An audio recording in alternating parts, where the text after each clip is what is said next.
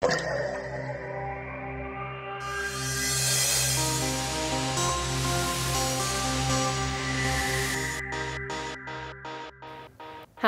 I'm Dr. Yolanda White. I'm a primary care pediatrician who no longer supports water fluoridation. Pediatricians like myself are taught to pay very close attention to the proper weight-based dosage for each drug, and to make sure that our patients do not receive more of a drug than is necessary or safe. But unfortunately, when it comes to fluoride, this basic precaution is not being followed. In fact, the dose of fluoride that's supposedly effective in preventing dental cavities is very close to the dose that, according to the Environmental Protection Agency, can cause harm for some children. So it has a very narrow therapeutic window. Since children now receive fluoride from so many different sources, it's virtually impossible for a doctor to determine exactly how much fluoride each child is actually getting. And if you can't determine the amount of fluoride, then you can't determine the dose. And if you can't determine the dose of fluoride, then you can't determine safety. As a pediatrician, I am deeply concerned that fluoride is not good for babies and that they are at risk for harmful side effects.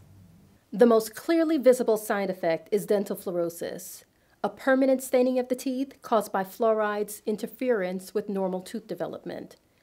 There's a significant number of children in the United States who now have some form of dental fluorosis.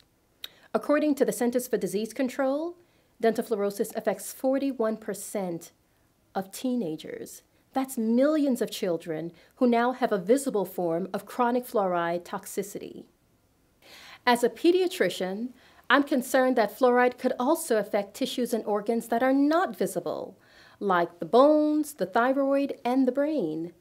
My concern is based in part on a large body of research finding that modestly elevated levels of fluoride can reduce a child's intelligence, especially if there's a deficient intake of iodine.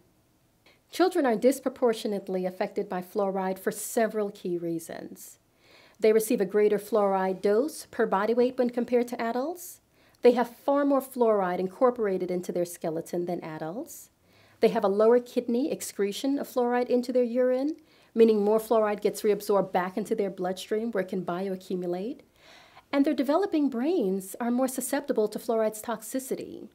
This can affect their educational achievement. And these unique characteristics of children can no longer be ignored. I'm also concerned by research findings showing that dental fluorosis is higher in the Black community, even the more severe forms, where the teeth can start to erode and develop black and brown stains. This health disparity and environmental injustice will need to be addressed. Even though federal agencies recommended lowering fluoride concentration in water down to 0.7 parts per million, that reduction is slow to implement in each jurisdiction, and frankly, it's not enough. Over-the-counter water filters can't remove the fluoride. So my heart goes out to pregnant women, seniors, those with kidney, thyroid, and other health conditions who can't afford a water purification process to remove the fluoride. They shouldn't even be put in this position. Because water is for everyone, but fluoride is not. Therefore, it's my professional recommendation that we discontinue water fluoridation in the United States. I know I don't want to drink fluoridated water, and I commend residents of Portland, Oregon for fighting hard for the right to keep fluoride out of their water, and also states like New Hampshire and cities like Milwaukee for including infant advisories on their water bills. This past May, New York City held their first children's anti-fluoride rally. Sooner or later, you too will have to make some very important decisions about fluoride. And so it's better to be safe and responsible now so we won't have to pay for it later. It's all about prevention. Thank you.